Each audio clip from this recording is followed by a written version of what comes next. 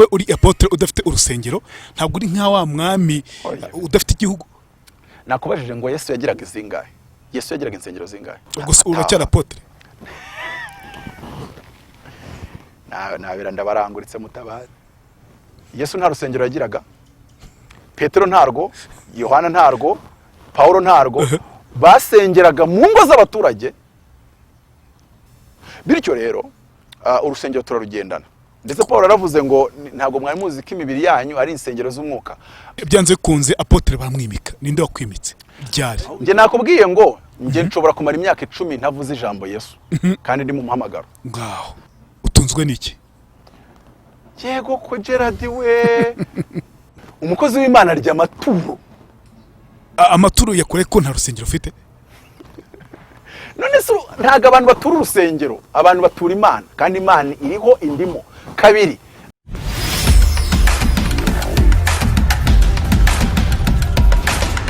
Hello bantu banjye, reka twize ko mumeze neza muri rusatandukanye abari mu Rwanda byumwe ko mbazanire iguriro ni handi dushobora kuba twagurira kuri Alibaba, Amazon, AliExpress n'andi hatandukanye cyane kuri bya bikoresho nk'amatelefone, amamashine, imyenda yo kwambara, inkweto n'ibindi ukeka ko wagurira hanze y'u Rwanda nko muri leta zunze ubumwe za Amerika, mu Bushinwa, muri Dubai n'andi hatandukanye. Ari ukuntu kera n'uyu munsi harimo abantu kibikoresha, ugasanga ugiye gutega umuntu uzava muri leta zunze ubumwe za Amerika ntuzi ngo azaza ryari, azagiye mu Rwanda ryari. Uyu munsi rero biroroshye, ushaka kujya kuri iguriro mu minsi 7 na 14 icyo wifuza cyose kiba kikugezeho aka kanya.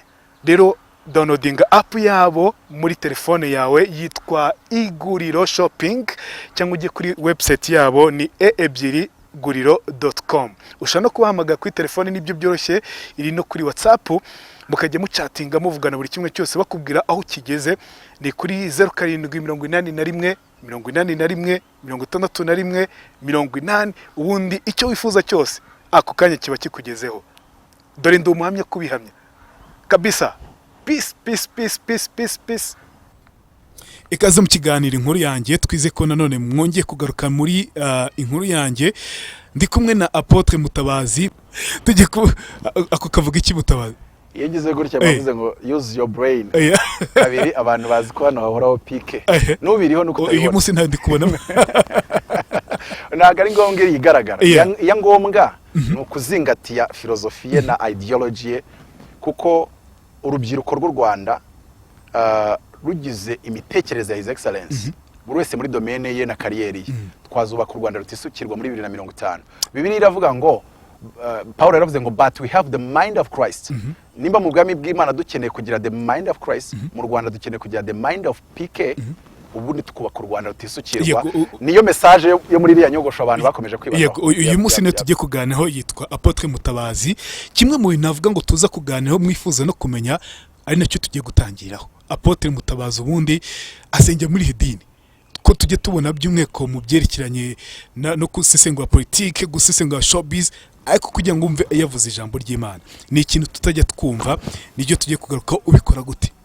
Hari n'ikiganiro ugeze kumva cy'uwitwa Madamu Ingabire Marie Makire avuga ati muri ibyo byose avuga muzumve navuga ijambo ry'Imana.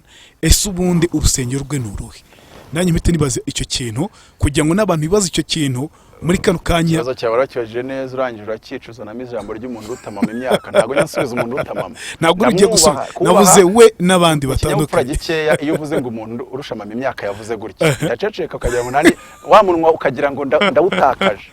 Kuko mu muco wa Kinyarwanda umwana w'imyaka 30 ahagurukira umusaza w'imyaka 80. Rwose ni ibintu biba biri muri wowe automatic. Rero iyo umbwiye ngo umuntu w'imyaka ngana niyo afite yavuze gutya nkora ku buryo icyo kibazo ni skipping nka gisimbuka. Ariko niduhurira mu rusengero ndi ku gatuti urusengero twifuza kumenya nimba koko ndivuga cyane ntarivuga. Usengera muri rusengero. The Capitals Church ni ministry natangije nashinze mu gihe twari turimo tukiyubaka. Hazaho ibyo gufunga insengero narwo rurafungwa, rwaranabimeritaga gufungwa kubera ko ibisabwa urusengero rugezweho n'ibiki byose ntabyo. Niyo mpamvu nitujya tuvuga amafaranga, leta iravuga ngo tugire insengero nziza mukayikomera amashyi, twakaka amafaranga mukatwijundika, kandi ayo mafaranga ari yazubaka za nsengero nziza muvuga.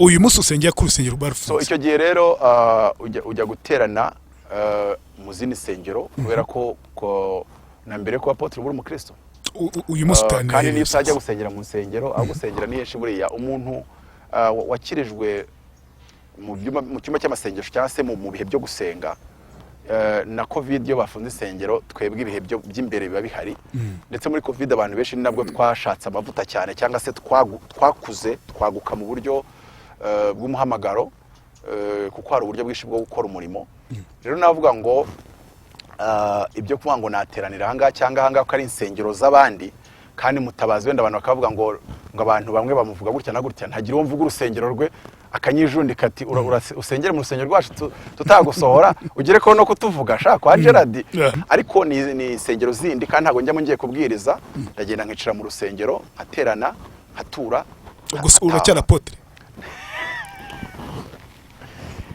nabira ndabaranguritse Mutabazi ntago naherukaga gufashwa Yesu nta rusengero yagiraga Petero ntarwo Yohana ntarwo Paulo ntarwo basengeraga mu ngo z'abaturage ngo mu munsuri zitorero risengera ngo mu rugo rwo kwa Priscilla mu rugo rwo kwa Androniko rwo kwa Yunia nuvuga ngo ahubwo bajyaga mu nsengero z'abayuda bagiye kujya mu masinagogi bagiye kujyamo impaka so mu byukuri ntabwo pastor agirwa pastor n'urusengero kugira ngo abantu banabyumve neza ahubwo pastor agira urusengero pastor afata sara akagira urusengero Rugagi bamaze kumufungira yagiye muri Serena ikajyamo ibirori bakanywa Hennessy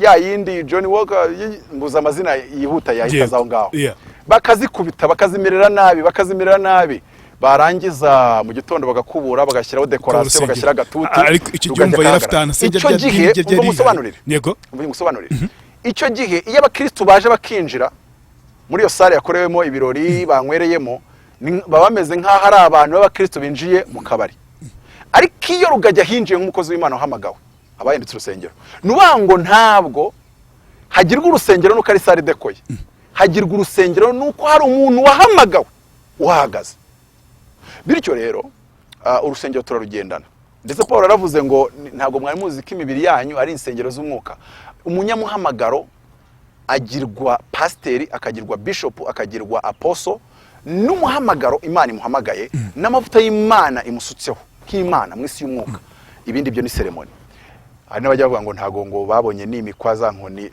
abantu bagira utuntu twishi nimba nzasora nkageza ryari anyway umukozi w'Imana rero abantu batekereza ko umuntu agirwa umukozi w'Imana n'urusengero ahubwo njya mbona abantu badafite umuhamagaro kuri bo ariko ko afite amafaranga akaba afite sare ye imwanditseho wamureba yicaye mukavuga ati ndabura urusengero ariko ndi kubona sare so mu byukuri n'abakozi b'Imana bandi bafungiwe insengero muhumure mukomere ntago nimba wari bishop wenda ko urusengero bararufunze wahindutse pastor cyangwa ngo uhinduke diakone uracyari pastor ahubwo igisigaye komeza nubwo urusengero rufunze ukomeze ugira umumaro wawe ukomeze ukorere muri ya dimension mu buryo bw'amavuta kubera yuko ntago umuntu agira by'umwihariko none n'intumwa ntago umuntu agirwa intumwa n'urusengero kuba uri Apotre udafite urusengero ntago uri nka wa mwami udafite igihugu nakubajije ngo Yesu yagiraga izingahe Yesu yagiraga insengero zingahe hari n'abapotre bazanye igihuha ngo cyo vuga ngo ugirwa Apotre nuko ushinga amatoroka y'abandi cyo ni igihuha hari barakotoye ariko kubera ko bakomereka ntabavuga bagirwa Apotre nuko ngo utangiza insengero zihabandi icyo gihuha kirakwira muri Kigali yose byanze kunze Apotre bamwimika ninde wakwimitse ryari ahubwo ikibazo ko mutanibaza Apotre mu Rwanda bimutswe nabandi ubundi Apotre yimikwa na profete kuko ubundi sezono rya kera harimo abantu batatu bayobaraga Israel umwami umutambyi n'umuhanuzi mu itorero bifata izindi nyito umwami niwe Apotre buriya Apotre bafite inshingano ziri politike mu itorero cyangwa se za leadership niba ushaka kubyumva neza there is difference between leadership and management the leadership is doing the right thing and management is doing the right thing right niyo mpamvu mu karere meya abari leader gitifu nyine abari executive abari technicien so bivuze iki bivuze ngo pasteur mu rusengero ni technicien Apotre ni leader noneho ikibazo ndabyibuka mfite imyaka 27 nibwo nabaye Apotre Imana yambwiye ngo uzanafashe abantu bafite titres za Apotre badakora inshingano zabo kubona umuntu na Apotre reka ahora akora inshingano pastorale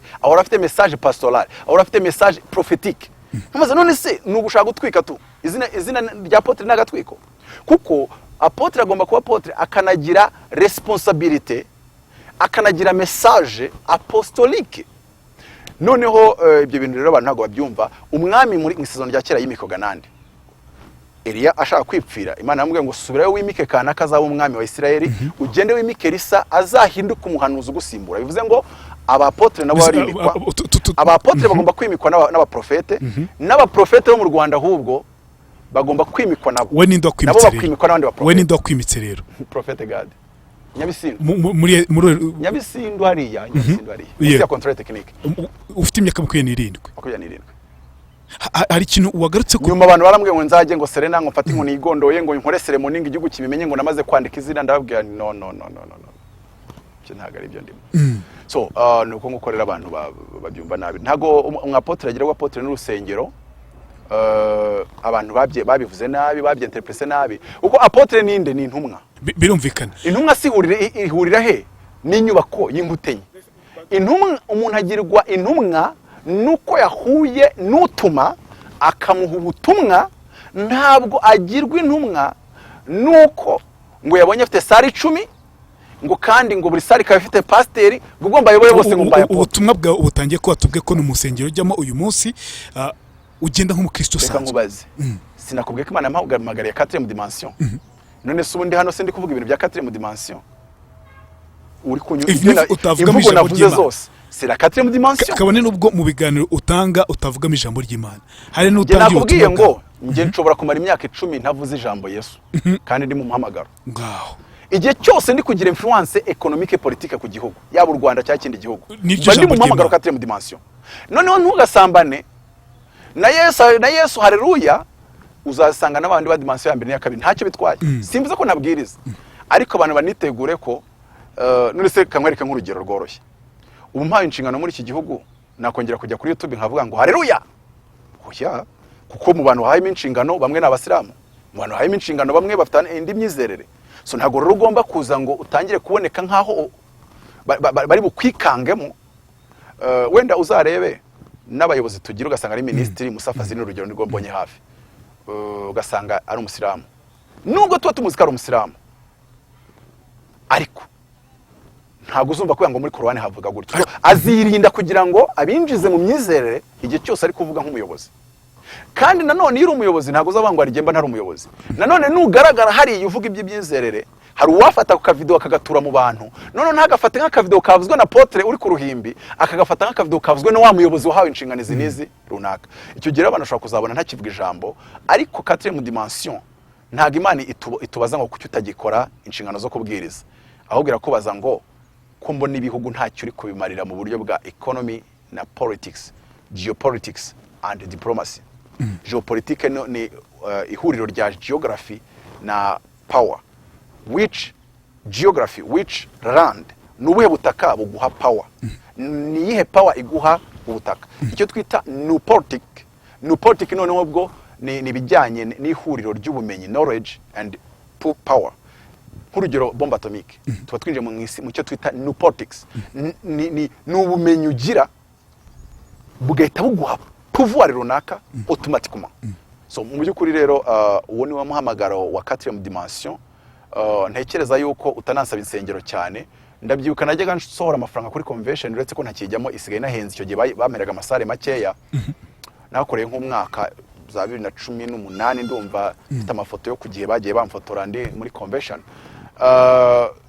bakambaza ngo abantu bakambaza ngo kuki usohora miliyoni yose ukoresha ama conference muri convention nkaho washyizeho igicaci kinini kuko sare ya miliyoni icyo gihe yari kinini ndabugana ariko nahamagara 4e dimension suko nanze gukora church style suko nanje gukora urusengero amapendo korali ya mbere worship team n'ibindi nzanabikora by the way ariko ndashaka kuzakora urusengero mfite ubushobozi bwo kubaka sare ku mafaranga yanjye cash yanjye buri wese agira kwamagarwa hari uza akavuga ngo mutura amaturo dukora urusengero njye Imana yarambwiye ngo uzafata cash yawe wakoreye yakubijije icyo yawe ugende wubake sare yuzure ushyiremo sonorisation byuzure uhamagara abantu baze musenge ubwo nimba ari wo muhamagara wa Mutabazi nimba nuriya ufata sare yabona abantu igihumbi baje ati dukora igiterane cyo kwitangira kuzamura inyubako y'Imana uwo nawe niko ijwi rimubwira. So mu by'ukuri Mutabazi rero wenda abandi bakeneye amasare cyane ariko Mutabazi mu bantu bakeneye amasare nyuma y'abandi ndukeneye sare nyuma y'abandi kubera ko umuhamagaro wa 4e dimension byinshi ntago bikorera muri mu rusengero, byinshi bikorera mu masare de conférence, byinshi bikorera mu masare de réunion. Iyo rero nicaye muri sare y'inama hicaye batanu, sindakubwira ranks zaba ariko umve ko ntameye uburimo, ndavuga ngo ndi mu muhamagaro wanjye.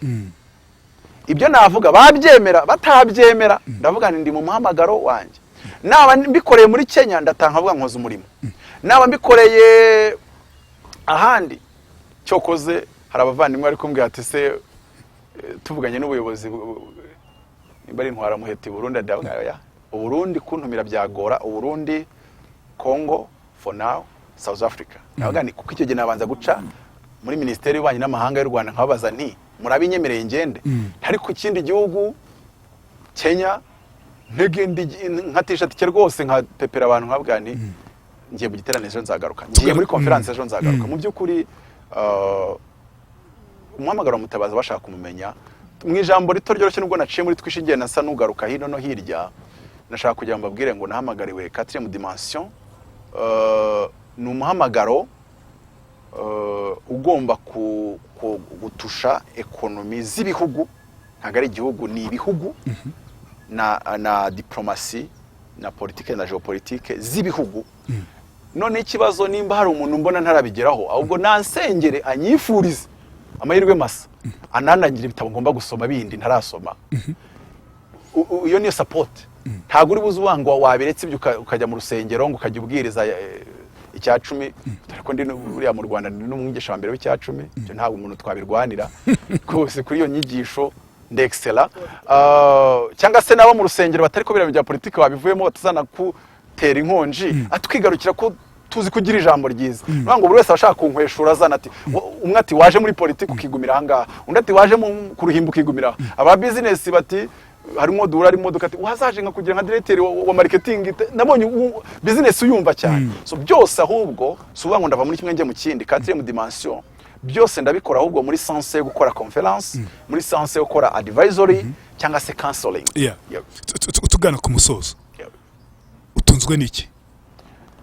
Yego ko Gerard we mubu nkawe ntago nabaza ngo utunzwe niki kubera ko views zirayatanga aho ukora handi afite salary. Twagiye rero umukozi w'Imana arya amaturo. Mu yandi magambo umukozi w'Imana arya amaturo ko ntago arya amaturo y'abakristo. Sibyo? Yego. Amaturo abakristo bayahimana. Imana natwe ikayafata ikayaduhemba ko turi abakozi bayo. Nese nyine nitwe tubakozi b'Imana. Nese urabona leta yahemba Imana yo ikambura. Amaturo yakore ko nta rusengero ufite? None se ntago abantu batura urusengero, abantu batura Imana kandi Imana iriho indimo. Kabiri abantu batura burya sinaguye ko urusengero rugirwa urusengero nuko nduhagazemo. Bibiliya iravuga ngo ntimukajye mu nzu yanjye imbokoboko.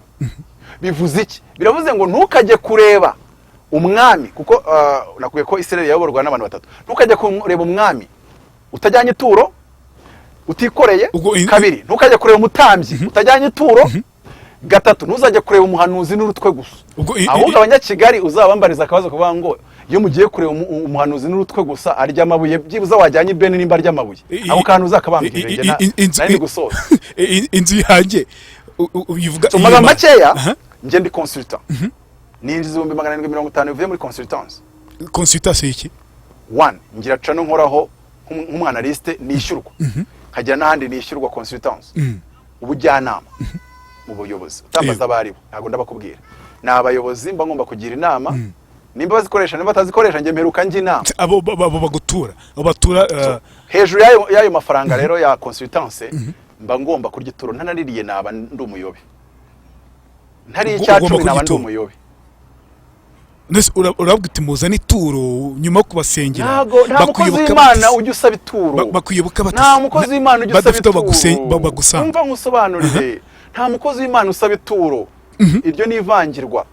Ituro ryasabwe na Yesu.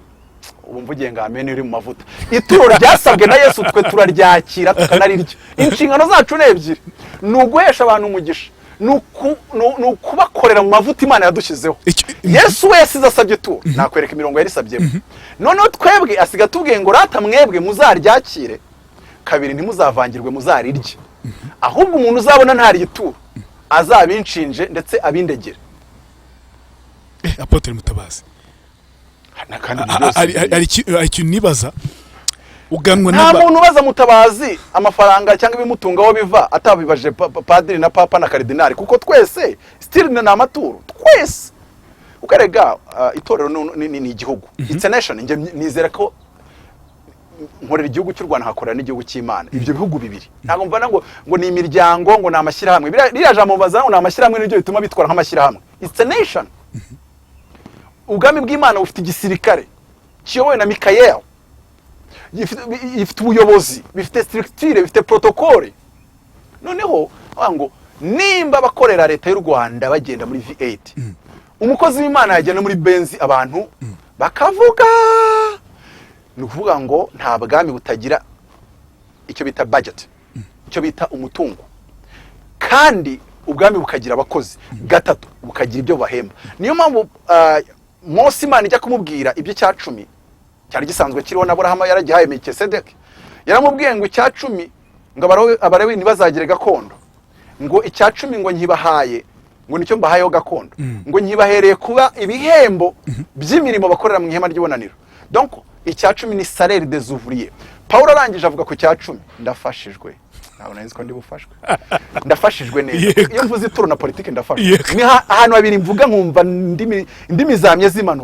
Iyo mvuze ituro na politike. Numva ndimo neza. Umva none. Paulo abwira Timotheo aramubwira ngo abo kubahwa mu bubahe, cyane cyane abarushwa no kubigisha muri Imana batekezwa ko akwiye kubahwa kabiri. Kabiri ni gute? Arababwira ngo ntihakagira umuntu uhambira umunwa w'inkihonyoro, niko byanditswe. Ibyo byanditswe bishatse vuga ngo abakozi b'Imana bose bagomba kubona batunga kandi bahagije. Aravuga ngo kana none umukozi wese akwiriye ibihembo. Bivuze iki? Iryo jambo yarivuze yerekeza ku byari ibihembo byo mu isezerano rya kera byari byaragenewe abakozi b'Imana, cyari icya 10. Bivuze iki? Biravuze ngo umukozi w'Imana ushumbye abantu 50 batunze V8. 50 umwe wese batatu bane batanu 50. Ubwo nimba bwa V8 mvuze imodoka zireje miliyoni 50 zose zikrase muri classe ya V8. Ukaba ufite abantu abakristo 50 nako 49 wa 50 agomba kuba wowe. Umva Mutabazi wari we. So bavuze ngo ushaka kumenya se? Shumbye abantu 49 batunze imodoka zirengeje agaco ka miliyoni 50. Nkigenda muri la Benzi y'imbozi. Wa 50 habe ngewe narufunga nkataha. Hajya gukora consultance, hajya gukora politique, hajya gukora consultance. Abana ntago muzi ibyo murimo, ndabigishije imyaka yose ibyo nigisha ntimubyumva, mujye mu zindi nsengero wenda bibyo bavuga muzabyumva. Mfite abana 50 mu rusengero ba Green Hills, wa Mutabazi nagomba kuba ari muri Green Hills. Bitabi ibyo nuwango rega nugutambwa sigara mwishumbye. Hari ikibazo se? Nk'inama tagira umungere, hari icyo bitwaye se? Umva nkubwire, nge nabemere kuzababwira ukuri kugeza mvuye muri ubuzima. Kandi ngiye mvuze ukuri nk'uko ngukara abampamagara Amaturo batabahagarika kugira ngo nabone yuko mbivuga ko ari byo ariko kuri. Kuko mbivuga mbizi ko ari abari tabahagarika ituro ryabo. Ariko nimba narahamagawe sinahamagawe ngo mvuge ibituma mutura. Ndavuga ukuri kukuri. Nimushaka muzemere ko ari ukuri maze imyaka 20 narapfuye. Hari ikibazo se? Urugero, umuntu araje arambwira ngo dusengere aferi ya miliyari yarera kwamiye ahantu. Benda no kuyimunyaga burundu. Hera cyacyumvirizo nakubwiye mu barewe 14. Mbona yuko dusenze iya feri ya miliyari yaragiye kunyagwa twayigarura. Mbona nako biranafata nk'amezi atatu agahita yabona. Rero ndamubwira nti ugomba gutanga ituro, ati ndabyumva rwose. Ndamubwira nti iryo turo ni ituro Mose Imana yamubwiye ngo nibajya bava ku rugamba ngo bajya bafata kimwe cya 50 cy'iminyago, icyo bita law of spoils. Kimwe cya 50 miliyari kugabanya 50 ni kangahe? Ndabizi warize. Wibaza umunyamakuru. Yego. Ndabizi mutinya babaza. Miliyoni 20 ngo kuba 50 ni miliyari. Sibyo se? Ndabungana rero ibi bintu twabisengera, ariko biragusaba gufata sheku kandikaho 2 n'amazero yose bisaba kugira ngo byuzure miliyoni 20. Kandi wumva utabishoboye rwose, ndaguhama nimero y'abakozi b'Imana nemeraho amavuta nk'icumi. ntunyitwareho umwikomo ntacyo ngutwaye. Ibyo nibyo nabwiye umuntu wari ukubaza aho nkura ibihunga naho ngaho biva. Dukorera Imana kandi mu mahame y'ubumana Imana yagennye aho bije dutunga igomba kuva. Yesu yabivuzeho neza, Paulo abivuga mu rwandiko rwa mbere rw'Abikore n'igice cya 9 umurongo wa 19.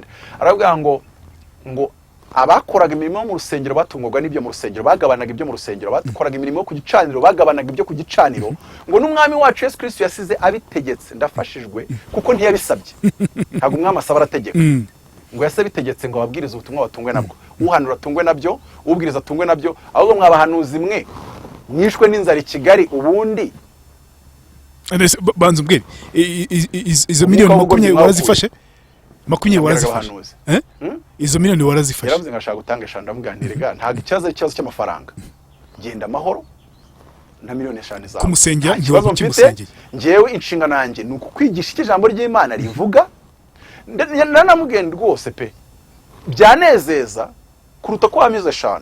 Byanezeza ufashe izi 20 ukazishyira umukozi w'Imana utanazi nimero yanjye, iyo ukanazishyira umukozi w'Imana wirirwa mvuga nabi mwani magambo utanampaho n'igiceri. Inshingano yanjye naba narangije kuyikora kuko wundi nkorera Imana yifite inzira izabishishamo. Batura bakweshe mobile money kuri telefone yawe, ahubwo nubuze kubabwira mbaye nimero bayashyireho.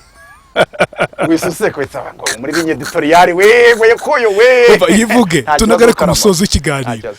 Nimero wenda nuko mbivuze nka blague, ariko nuwashye iryo turo ryajyaho kandi yakakira umugisha. Wo muri 4e dimension of course, kandi wo mu kirere kiri apostolic. Nimero yanjye ni 07 8 8 30 yego 95 13. Kuwa gatanu nzaba mfite conference yitwa Fearless Season 1 hariya muri La Paris Nyamata. Kwinjira n'ubuntu bugeretse ku bundi, bibiri ivuga ubuntu bugeretse ku, ariko nge bizaba ari ubuntu bugeretseho coffee mu hoteli Nyerene.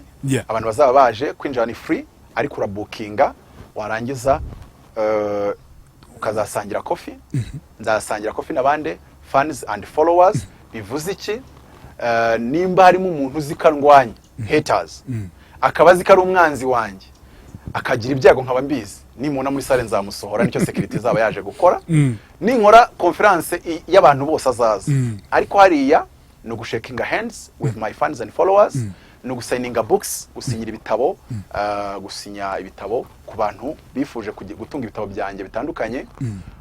Rero ni karibu, bashobora guca kuri iyo nimero, nubwo hari indi ya event manager ko nanze gutanga nimero 2, baraca kuri iyo nimero mbakorere booking, ndyoherereze event manager. Kandi nukuri hari ikintu nagira inama kuri Mutabazi, abantu batandukanye kuri Mutabazi nababagira inama kandi bayumve neza. Mutabazi ntacyo bamuhindura uko ari gutya, byihanganemo n'utu tuntu twawuza gutukana muri comment sinjyana nazisoma. Ahubwo ibyiza shakamo mu bintu yavuze kimwe cyangwa bibiri cyagukorera, kimwe cyangwa bibiri cyonyine. Nushaka nimba navuze igitabo cya Machiavelli ujye kugisoma uvuge ngo yatumye menya ko icyo gitabo kibaho cyitwa gutyo, ujyana ko ngako. Ibyo mutemeranya ubifate gutya ujugunye, ibyo wumva byagukorera ubigundire. Kuko nabandi bakozi b'Imana bari kubwiriza suko nemera ibyo bavuga byose, ariko mu byo bavuga ngira ibimfasha.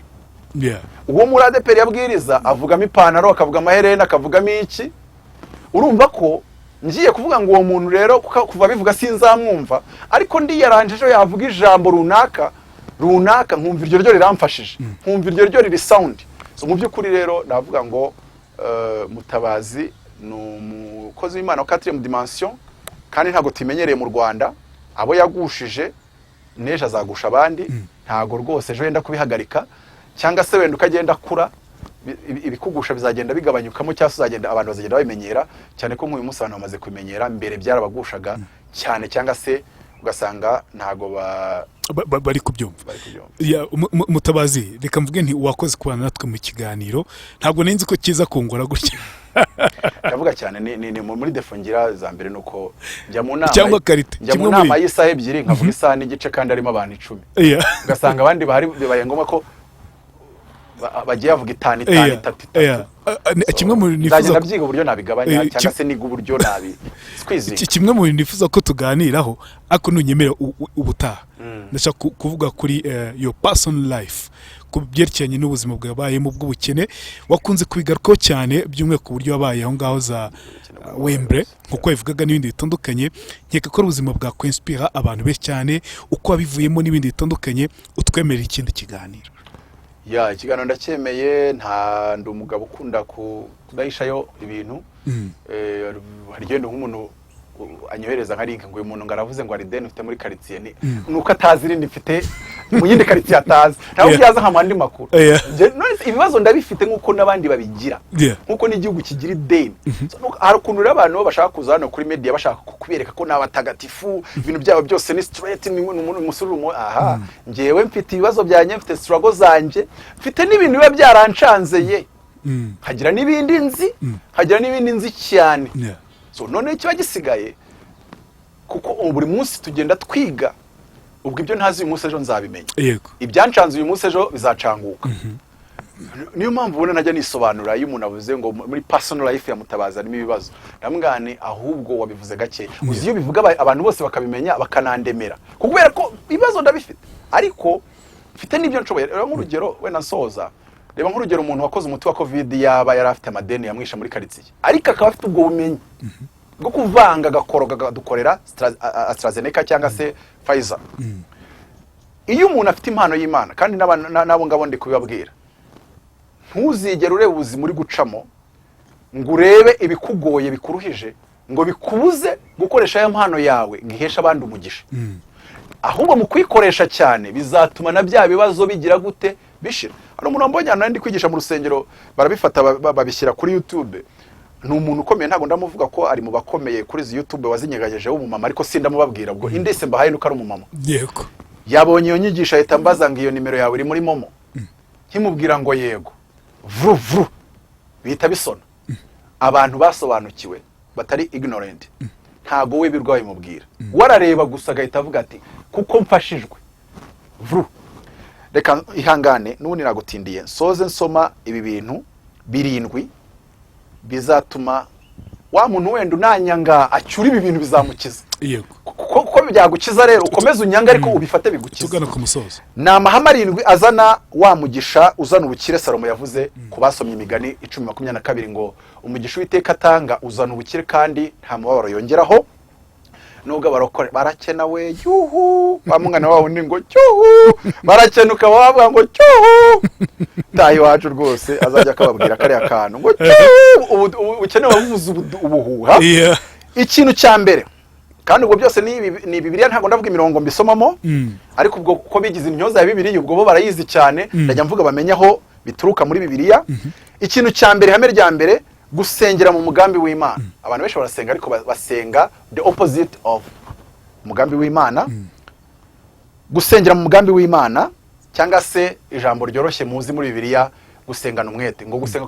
kumukiranutsi kugira umwete yasenganye umwete icya kabiri gutanga gushyitse buruko wakiriye wakakira 1,000 ntukirye wenyine kidatanzeho wakakira 100,000 wakakira miliyoni buri cyo wakiriye gitangeho Yakobo Yobu yabivuze aravuga ngo mana wanyima ibyari binkwiriye ko ngo nta na kimwe wampayeho ntaguhayeho gutanga rero gushyitse icya gatatu njya nibariza abarokore ngo Dorcas yazuwe n'iki benshi bakansubiza ngo yazuwe ngo n'imirimo nkahita mbahabiri ku 10 nkimanukira yazuwe na Petero ariko se kuki mwamusoma ibintu muri Bibiliya mugajya gusubiza ibyanyu icya gatatu ubwo nuko bahamafite abakozi b'Imana iyo akora imirimo yose Dorcas yakoze Petero ntahagere nkamusengere nuko ntihari buzuke iyo Lazaro aba yahaye ubugari n'iki ibyo ari kuba yarakoze byose mu mirimo yakoze na Marita na Maria ntago byari buzure Lazaro iyo Yesu atahagera abantu b'Ikigali rero bagira ikibazo cyo gusuzugura abakozi b'Imana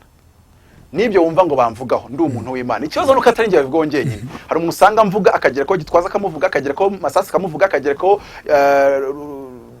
akabatonde ku murongo bose nta numwe asize inyuma n'abarugage hari nuza banga aba bishop bose ngo nabiyisebo ngo nabiyisaba Apotre ngo bose nabimitwe avuga ni sawa wenda Mutabazi umvuze ngenyine ariko iyo ufashe bose ukabashyira ku murongo ndagutinya kubaha amavuta y'abakozi b'Imana nabyo biri mu bintu bituma umuntu yaguka akaba yaba n'umukire w'umuherwe. Urugero nabaha uwitwa Ariko Dangote yakijijwe nuko umwarikibishop yakeneye itike y'indege iziramushirana, Ariko Dangote amuha itike kera. Benson Daosa umwarikibishop niko yitwaga, aramubwira ngo fata itike yanjye nge ndaza gukatisha indi. Benson Daosa amwaturaho ngo uzaba umukire w'isi yose. Nimba Ariko Dangote atari umukire wenda abantu banyomoza. Kane, kugira amakuru no gutekereza cyane. Abarokore benshi usanga amakuru bafite arayo muri Bibiliya gusa. Amakuru bafite na hari igiterane ngo n'icyumba gishyushye. Niyo mpamvu bakena information. Hari filime bita Triple X nakundaga umudebande wayo. Yakundaga hari umuntu amuhamagaye ari muri bare ye gutya, aramubwira ngo ngufitiye amakuru yuko nyine Vin Diesel ari umutasi. Ngo I have information, aramusubiza ngo information yavugaga ikirusi information, I always use information. Nubanga barokore bazize kutagira information. Ari umuntu utazakena muri Kigali, ni umuntu uzi amakuru yose yo muri Kigali, ntago yakena. Uyashobora no kugenda akabwira umugore w'umukire, akabwira umugabo, akamubwira umugabo we kajya muca inyuma, akanamubwira umuca inyuma hariho, gahita musinyira sheke miliyoni. Ati anca inyuma, ati ndayisinya, ati ndangira ako kabesho, ati kandangira. Ufite amakuru sha. Umuntu ufite amakuru ntazigera akena. Kugira information ukanatekereza cyane. Icya gatanu, kugendana n'abagezi yujya. Ikibazo cy'abarokore bahora bagendana n'inkubiswe. Iyo ugendana n'inkubiswe nawe urakubitwa. Niyo mpamvu uzirinde kujyana n'abakene. Ujye uhura nabo ugiye kubaremera kandi murenze iminota 30 mukiri kumwe. Ubukene babo gusiga. Ubukene ni nk'inda kubutindi, iyo wicaranye n'umuntu ufite inda usanga nibihe, uzajya ahantu bafite ibihe rurare uzasanga utaha mu rugo bijyanye. Ni umukene usanga yarabyawe n'umukene. Cyo ntacyo bagihinduraho. Akonswa n'umukene. Agakina rerere na saye n'abakene. Akajya ku ishuri ry'abakene, akavomera ku mugezi w'abakene, akajya muri Sunday school y'abakene, akabwirizwa n'abakene mu rusengero, akajya muri groupe de prière z'abakene, agasurana n'abakene, akiga kuri school cyasi secondary y'abakene, agacudika n'abakene. Ruba rubonanye. None irindi kosa abakene bakora, iyo agiye akicarana n'umukire ategereza ko umukire ari uri bwishyure. Ibyo ni ikosa rikomeye. Nuyicarana nushaka uzicarane na Bill Gates, uziyaranje umusabe kare wishyura kofi mwasangiye. Gerard, nkurikije ukuntu nkubona, uriyubashye ariko mu isi y'abakire y'abaherwe, aba milliardaire, mwicaranye akagura kofi gatatu, ashaka kugutuma abana bo kurya. Ikindi abantu bashaka kugendana n'abakire, abakire bikorera ari utuntu rimwe na rimwe bikorera baba badashaka ko tumenyekana, dore ko bafite n'amazina aremereye. Banga abanyamagambo rero, banga gossipers. Iyo uri gossiper, abakire bakugendana muri kilometero 100, wasanga wenda hari n'abantu wenda Mutabazi avuga ati tugize ibyo tumubwira yabijyana ku YouTube bakaba baranyirinze kandi bari mu mugisha wanjye. Kati buriya byose bishyira hanze. Anyway, umukire iyo musangiye ukamwishyura kofi, ubwa kabiri jya kuyishyura ati wayashare kanange nishyuresha. Aho kugutuma abana bo kurya, kandi wenda anakena abana bo kurya, abatuma babandagurira kofi, wowe akakubwira ngo sha warahantu ngo hari akantu kakaraka ngo muri company yanjye ngo dukeneye umuntu udusupplying sha ibintu sha ngo uze kuza kuri reception ngo babwire ko nakubwiye ngo nuraburamo nka 300 ngukamo sha. Utse ko nagishoro mfite atoya uze kuncaho muri office yanjye ngo usinyire sheka miliyoni 4.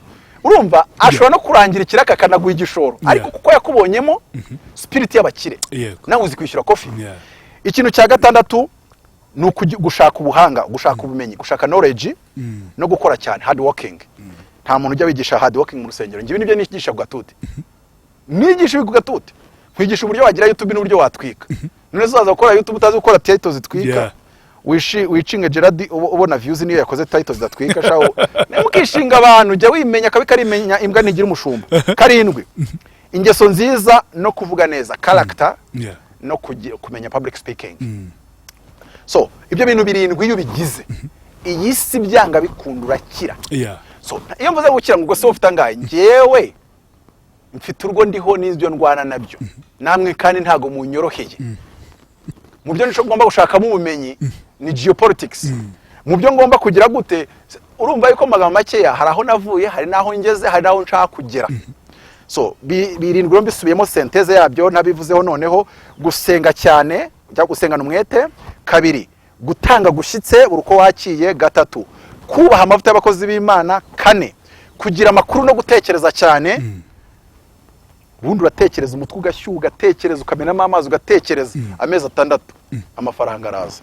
5 kugendana n'abageze iyo ujya aho kugendana n'abari ahuri nawe. 6 gushaka ubumenyi mu bintu ukora no gukora cyane, hard working. 7 kugira character, ingeso nziza no kuvuga neza, kumenya kuvuga, kumenya. Iyo dufunze iminwa twese tuba turi abantu basobanutse, ariko iyo dufunguye umunwa buri wese agukarasa muri box ashaka. Abo ngabo rero uvuga ngo bankarasa cyangwa bashaka kunkarasa, suko bankarasa bo bafite propaganda barimo, barabizi urwego ndiho, niyo mpamvu bafite ubwoba. Imitima yabo irabizi. Iyo ufunguye umunwa umuntu wese amenya icyo uri cyo. So when you open your mouth you tell the world your value. Ngubu iyo ufunguye umuntu nka Mutabazi mvuga, abantu baza ku ma consultants wareba amafaranga hagurukiramo. Ibyo ngibyo umuntu nsoreje kuri akantu, umuntu umwe baje kumusanga ari umupsikologe, umukansala, arangije ko abantu ntago bazi gutandukanya advising na counseling. Hari abantu bamwe baba ari ba advisor, aba counselor bagashaka gukora advisory.